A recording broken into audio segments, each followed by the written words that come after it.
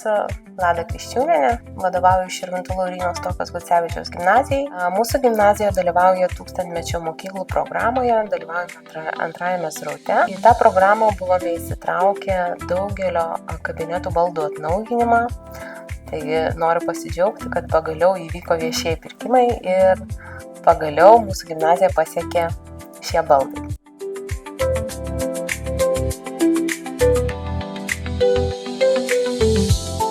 Rinkdamiesi baldus, turėjome tokius kriterijus, kaip pavyzdžiui, kad tie baldai atitiktų universalaus dizaino principus.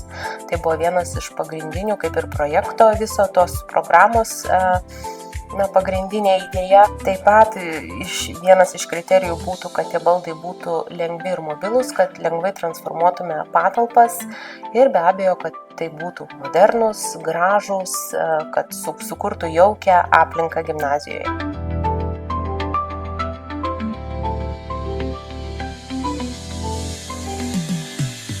Taip pat labai svarbu yra ergonomika, tai yra vienas iš kriterijų irgi pagal ką rinkomės, kad tie baldai būtų ergonomiški, kad būtų patogu sėdėti, kad formuotumėm taisyklingą laikyseną mokinių. Tai vat irgi manau, kad šie baldai padės išspręsti ir šią problemą.